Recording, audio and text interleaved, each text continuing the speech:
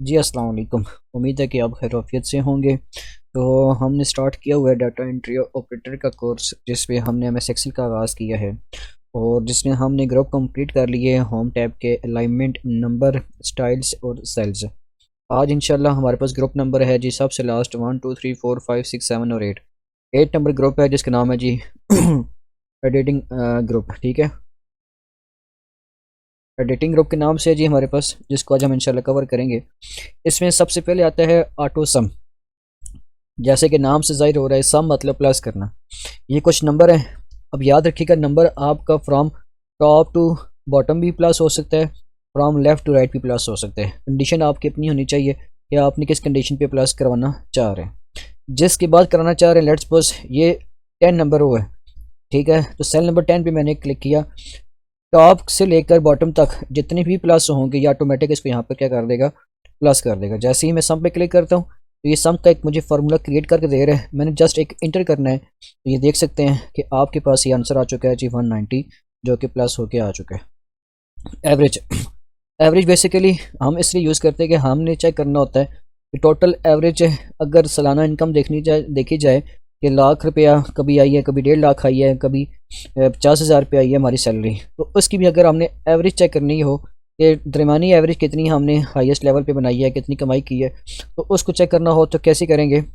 वही same to same step, जिस step के बाद आपने, जिस सेल के बाद आपने एवरेज अप्लाई करनी है उस पर आपने क्लिक किया और एवरेज पे आके क्लिक करके और साथ ही इंटर कर दिया।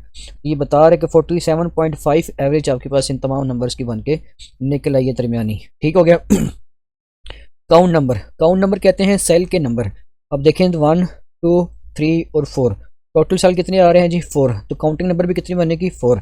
अगर आपने काउंटिंग नंबर चेक करनी हो कि हमारे पास टोटल सेल कितने बन चुके हैं, कितनी तादाद बन चुकी है, तो उसको चेक करने के लिए जिस भी सेल के बाद आपने चेक करना हो उस पर क्लिक किया और इस एरो पे आके आपने काउंट नंबर पे क्लिक कर देना है और साथ ही इंटर कर दिया कीबोर्ड से। तो ये आपके पास बता रहे टोटल सेल कितने हो चुके हैं, यूज़ 4 हो चुके हैं। ठीक है, इसके बाद है जी मैक्सिमम। मैक्सिमम कहते हैं कि लेट्स सपोज इसकी एग्जांपल मैं देता हूँ आपको रिजल्ट शीट के ऊपर। रिजल्ट शीट के जब हमारे पास बन के आता है रिजल्ट, तो क्या होता है बेसिकली उसमें हमें रिजल्ट शो हो रहा होता है कि सबसे टॉप नंबर किसके हैं, सबसे लास्ट नंबर किसके हैं। अगर हम हाईएस्ट नंबर चेक करना चाहते हो मैक्सिमम के हिसाब से, तो जिस सेल के बाद चेक करना चाहते हैं उसको सेलेक्ट किया और एरो पे क्लिक करके मैक्सिमम पे क्लिक करके साथ ही हमने इंटर कर दिया। तो ये बता रहे सबसे हाईएस्ट नंबर जो बने हैं वो कितने बन चुके हैं जी 70 बन चुके हैं। इसके बाद आते हैं मिनिमम। मिनिमम कहते हैं वो वैल्यूज़ जो सबसे कम नंबर हो। ठीक है, इस डाटा में जो सबसे कम नंबर हो उसको आपने चेक करना चाहते हो, मिनिमम उससे हम कहेंगे यहाँ पे। ठीक है, आपने क्या किया, मिनिमम पे क्लिक किया और साथ ही कीबोर्ड से इंटर प्रेस किया तो मिनिमम भी हमें वैल्यूज़ करके बता दिया। इसके बाद ये हमारे पास आता है फिल। फिल क्या होता है, फिल आपके पास 4 तरह का हो सकता है। From down, top to down करना हो, फ्रॉम डाउन टू अप करना हो, फ्रॉम राइट टू लेफ्ट करना हो, फ्रॉम लेफ्ट टू राइट करना हो डाटा। तो इस तरीके से हम फिलअप कर सकते हैं। सबसे पहले लेट्स सपोज मैं यहाँ पे कुछ नंबर डायल एडिट करता हूँ, यानी कि पुट करता हूँ। अब इसी को सेम टू सेम मैंने डाउन फिल करना हो, जितनी भी सेल करना हो उनको सेल को मैं सिलेक्ट करूँगा। इसके बाद मैं आ जाऊँगा जी फिल के ऑप्शन पे और यहाँ पे डाउन पर क्लिक करूँगा तो सेम टू सेम कॉपी मेरी तमाम नंबर्स के ऊपर हो जाएगी। अब इसके इस्तेमाल अगर मैं बताऊँ तो इसका इस्तेमाल आप कर सकते हैं एक एज अ किसके लिए, टेक्स्ट के लिए भी कर सकते हैं और एक एज अ नंबर के लिए भी कर सकते हैं। ठीक है, तो लेट्स सपोज इसका इस्तेमाल मैं मिसाल देता हूँ। आपके पास क्लास 10th ए एक तो हमारे पास सेशन है और एक क्लास 10th बी हमारे पास सेशन है। तो हम डाटा बना रहे हैं, क्लास ए में हमारे पास 50 लड़के हैं। तो जहाँ पे हमारा सेशन का नाम आएगा सेक्शन ए, तो वहाँ पे सेक्शन ए सेक्शन में बार बार लिखता हूँ। तो मैं क्या करूँगा, एक ही मरतबा सेक्शन ए लिखूँगा और जितने हिस्से पर मैंने अप्लाई करना हो उसको फिल करूँगा। फिल पे आके डाउन करूँगा तो तमाम की तमाम पर वो चीज़ अप्लाई हो जाएगी। इसी तरह डाउन टू अप।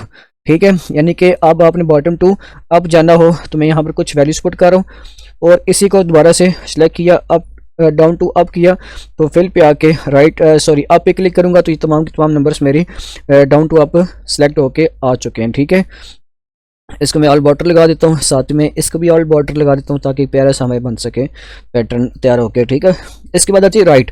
राइट कहते हैं फ्रॉम लेफ्ट टू राइट। अगर कुछ डाटा मैंने बनाना हो, कॉपी करना हो, तो इसको मैं कैसे करूँगा। लेट्स सपोज ये 4 बॉक्सेस मैंने 4 सेल्स को मैंने यूज़ किया और फिल पे आके राइट पे क्लिक करता हूँ तो आप ये देख सकते हैं कि आपका तमाम का तमाम डाटा क्या हुआ, from left to right side move हो चुका है। ठीक है, इसी तरह 50 में दोबारा अगेन लिखता हूँ। अब डाटा मेरा 50 टू लेफ्ट टू राइट होगा यूज़, तो इसी तरह दोबारा से मैं आके लेफ्ट पे क्लिक करूँगा तो अब ये देख सकते हैं कि मेरे तमाम का तमाम data from left to right move हो चुके हैं। इसके बाद आते हैं हमारे पास सीरीज़। सीरीज़ क्या होती है जी? सीरीज़ हम उसे कहेंगे नंबर्स की सीरीज़। 1 लिखता हूँ, फिर इसके बाद 2 लिखूंगा। अब ये 1 और 2 क्या है? 1 और 2 हम अगर कुछ डाटा एंट्री ऑपरेटर के तौर पे किसी स्टूडेंट का डाटा लिख रहे हैं तो हम इसको कह सकते हैं रोल नंबर भी। हम क्या करते हैं, दोनों को सिलेक्ट करेंगे, दोनों को सिलेक्ट करने के बाद बिल्कुल सेल के कॉर्नर पे आऊँगा, जब ये प्लस का साइन आएगा यहाँ पे माउस के लेफ्ट क्लिक करके प्रेस करके रखूंगा और ड्रैग करूंगा डाउन साइड, जितना मुझे चाहिए उतना मैं जैसे ही छोड़ूंगा, यानी कि अपनी प्रेस की को हटाऊंगा तो जितनी भी सीरीज नंबर थे मेरे तमाम के तमाम ऑटोमेटिक सीरीज नंबर क्रिएट होके आ जाएंगे। ठीक है, दूसरा तरीकाकार होता है कि मुझे अगर 50 लड़कों का डाटा एंट्री करनी है, मैं बार बार 1 2 3 4 5 6 7 8 लिखी जा रहा हूँ, जिससे मुझे परेशानी का सबब बन रहा है, तो मैं क्या करता हूँ, एक 1 प्रेस किया, इसके बाद आ जाऊंगा फिल पे और सीरीज पे क्लिक कर दूंगा। अब वो बता रहे फ्रॉम 1 और लास्ट नंबर कितना आना चाहिए, तो मैं यहाँ पर 50 लिखूंगा और कॉलम्स पे क्लिक करके ओके कर दूंगा। अब ये देख सकते हैं कि मेरे 50 नंबर की एंट्री इस वक्त पुट हो चुकी है। ठीक है, तो ये थी हमारे पास फिल का ऑप्शन जी। इसके बाद हमारे पास आता है फिल में सबसे ऑप्शन है जस्टिफाई। जस्टिफाई कहते हैं उस हिस्से को जिस पर आपका काम हो रहा होता है। ठीक है, लेट्स सपोज हमारा वो हिस्सा कौन सा है। ठीक है, मैं यहाँ पे आपके पास बताता हूँ, आकिब लिखता हूँ, नीचे लिखता हूँ महमूद, नीचे लिखता हूँ साकिब, नीचे लिखता हूँ महमूद, और फिर हसन, और फिर नीचे लिखता हूँ महमूद। तो ये हमारे पास एक डाटा जा रहा है जी। ठीक है, जिसमें मैं लिखता हूँ फर्स्ट नंबर एक रो में, दूसरे नंबर पे कॉलम आ जाता है, दूसरे का सेल पे मेरा सेकंड नाम आ रहा है, फिर थर्ड नंबर मेरे फर्स्ट नाम पे, फोर्थ पे, इसी तरह। जस्टिफाई कहते हैं कि आपने इसको डाटा को सिलेक्ट किया, फिल पे गए, जस्टिफाई पे क्लिक किया। ठीक है,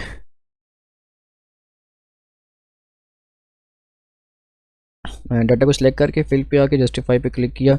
अब ये देखिए मेरा जो फर्स्ट नेम और जो लास्ट नेम था वो एक ही सेल पे आ चुके हैं। ठीक है, ये था हमारा जस्टिफाई। दोबारा से अगेन क्या किया मैंने, सबसे पहले सेल को इंक्रीज़ करना है। ठीक है, अपने हिसाब से इंक्रीज़ किया, फिर अब उन सेल को सिलेक्ट करना है जितना आपने जस्टिफाई करना चाहते हैं।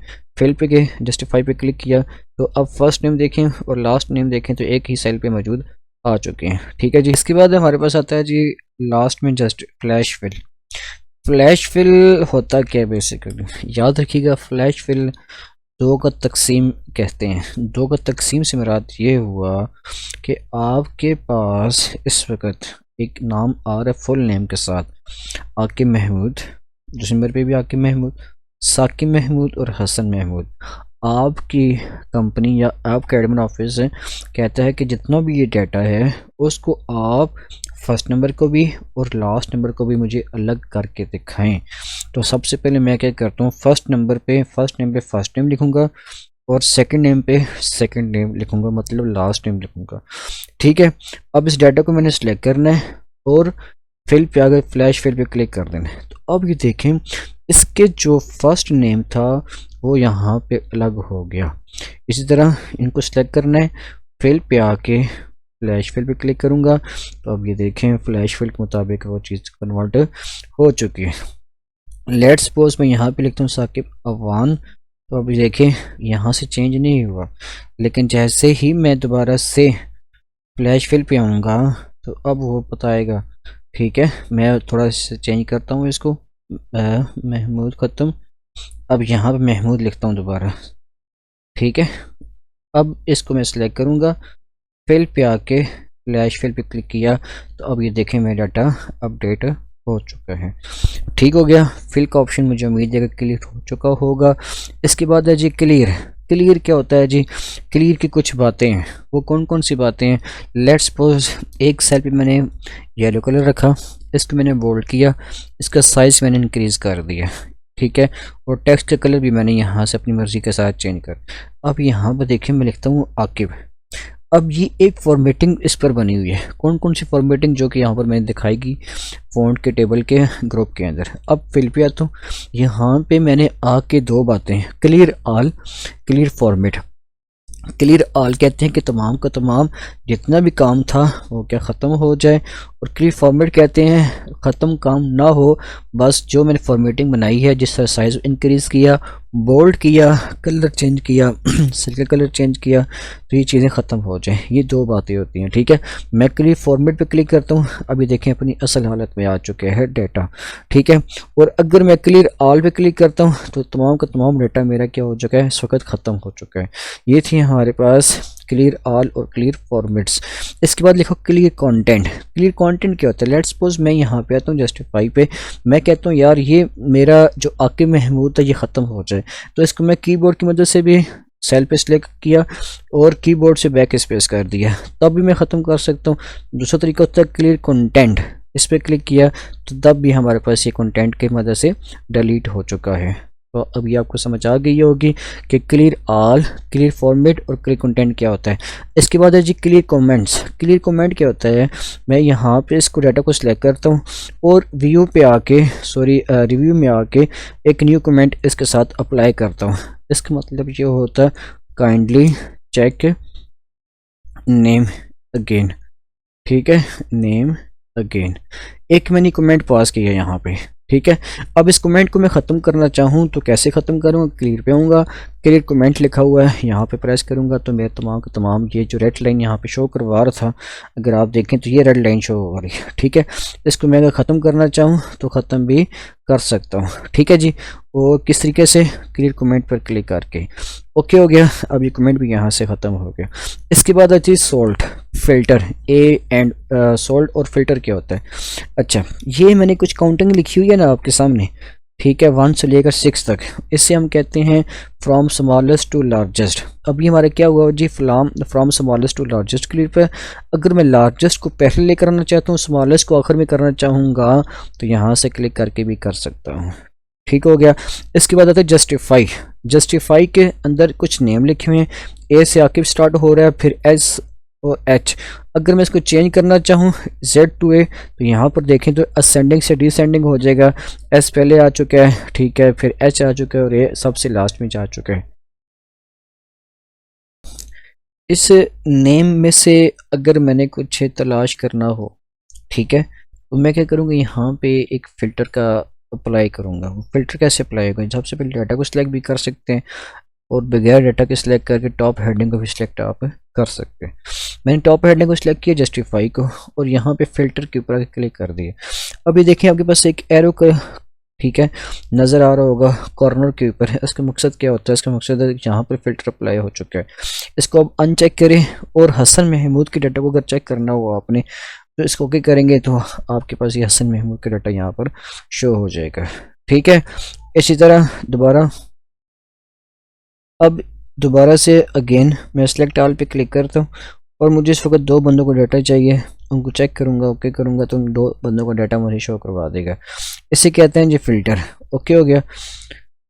अब इसको ख़त्म करना हो, दोबारा फ़िल्टर पर क्लिक करेंगे तो ये फ़िल्टर ख़त्म हो जाएगा। समझ आ गई बात की? इसके बाद लिखो फाइंड एंड रिप्लेस, ठीक है। फाइंड एंड रिप्लेस क्या होता है जी? लेट्स सपोज मैंने अपनी शीट में से डाटा निकालना हो आकिब महमूद के नाम का, तो मैं क्या करूँगा? फाइंड करूँगा। फाइंड का मतलब तलाश करूँगा। मैं लिखता हूँ आकिब महमूद। याद रखिएगा स्पेलिंग का मस्ट से वही स्पेलिंग होना ज़रूरी है जो आप सर्च करना चाहते हैं टेक्स्ट के अंदर भी। मैं फाइंड एक्स पे करता हूँ, वो देखें आपको साथ में बॉक्सेस की मदद से सिलेक्ट करके बता रहा है कि आपका आकिब महमूद फलां जगह पर मौजूद है। ठीक हो गया, ये था हमारा फाइंड करना। इसके बाद है रिप्लेस।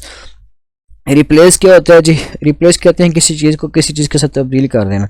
लेट्स सपोज यहाँ पे आकिब महमूद लिखा हो, मैं यहाँ पे इसको चेंज करता हूँ ग्रीन के साथ, ठीक है।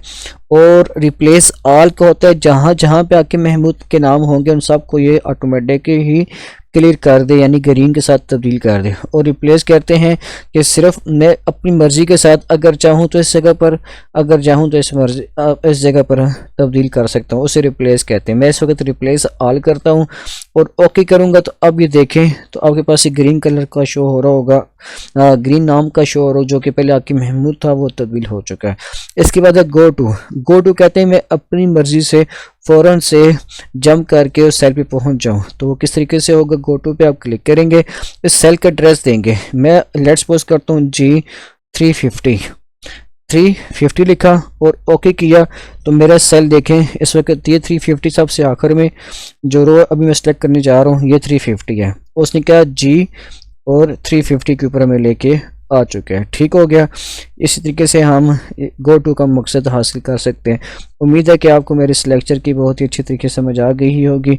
फिर भी किसी किस्म का डाउट हो तो हमें कमेंट बॉक्स में लाजमी बताएं ताकि आने वाली जो भी नई अपडेट हो, जो कि नई वीडियो हम बनाएं, उस पर हम फुल मेहनत के साथ आपके लिए हम वीडियो बनाएं ताकि वो आपके लिए फ़ायदा मंद हो। तो बहुत सारा ख्याल रखिएगा अपना। फिर मिलते एक नई लेक्चर में। अल्लाह हाफ़िज़।